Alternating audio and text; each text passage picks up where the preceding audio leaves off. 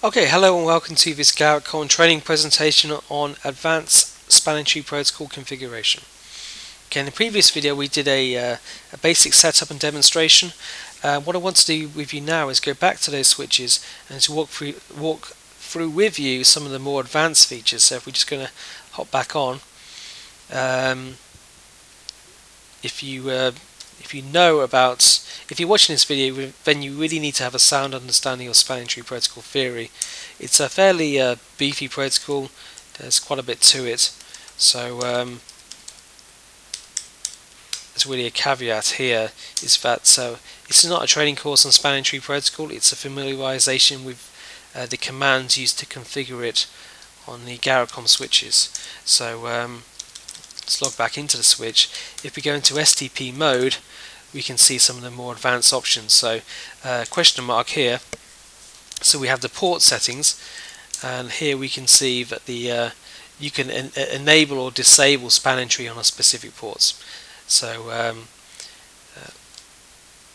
all we need to do is specify port followed by the port number, and then, like say, port 1, and then the status is enabled or disabled, as long as I can say, for example, disabled, and that will turn off spanning tree on that particular port.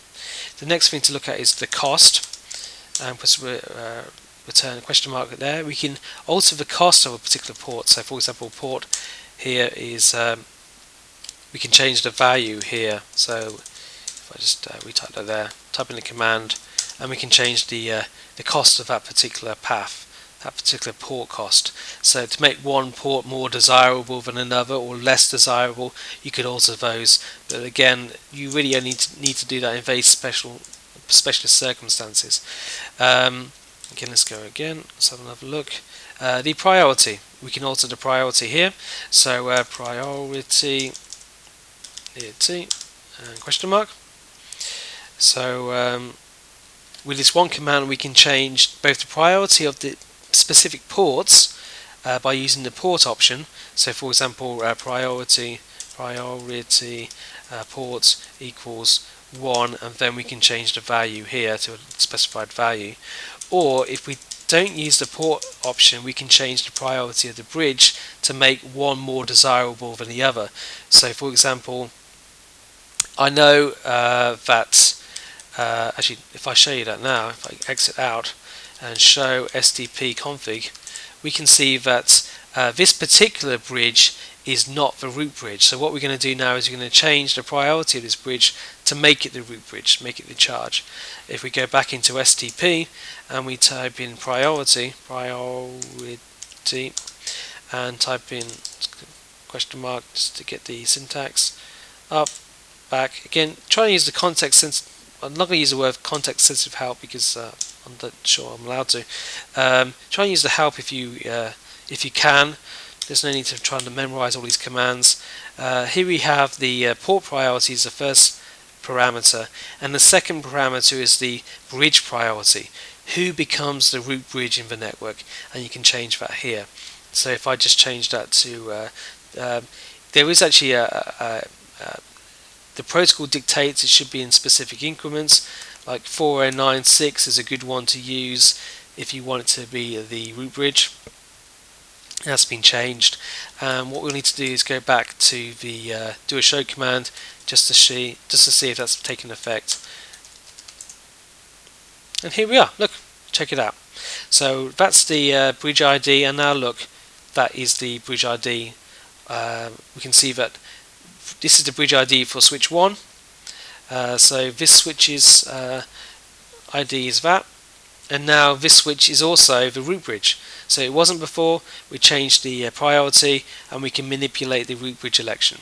So again, that is one of the commands which you, of all the commands in spanning tree protocol, both in rapid and standard spanning tree protocol, you might want to change just to know for sure who's going to be the boss, and that way you can kind of predict what links are going to be used and what have you. So of all the commands, that's probably the best one to use. Let's go through, make sure I haven't missed anything. The STP, again, you can turn it on and off, and the timers, again, you can adjust those timers here. So the forward delay, the hello, and the age. So the forward delay timer, how long it's going to wait before it goes from listening to learning and so on and so forth. The hello timer, how often those keep alive between the switches are going to be sent. Really, you want to be leaving things at the defaults as much as possible, but you can change those here as well. And finally, we have a LLL, which is a link loss learn, and this relates to GarrettCom's proprietary protocol, which is SRing, which we'll discuss in another video. And those are the advanced commands of spanning tree protocol. Let's just go through the show commands. Show SDP config. Here we can see that spanning tree is enabled, what ports it's enabled on. This particular switch has a port mapping like this because of the way that the switch ports are arranged. Bear with me, I'll just adjust the camera's position. This particular switch uses port 1 at the top, port 2, port 3. There is no port 4, then 5 here, then 6 and then 7. Just because of the modules which is being used on this switch alters the port numbering. Okay, so let's go back to the video. Forgive me, let's go back to the command line. So we can see that all of the ports are enabled.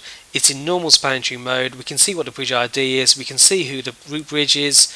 We can see the priority here. It's taken effect. We've changed it. The default hello timers, if we change those, we'll be able to see those effects here, just like we've seen the effect of the bridge priority being changed. And the same priorities again have been listed here for the root bridge. Show SDP ports is the other command, and that shows you all the details of what's forwarding and what's not, what's blocking. And the type, again, if we adjusted the priority of the ports or the path cost here, those can be seen there, and also what switches are connected at which ports are listed here. Okay, so that pretty much covers all of the more advanced commands and the advanced features of the different show commands. I hope this has been interesting, helpful, and on behalf of GarrettCom, I'd like to thank you for your time, and goodbye.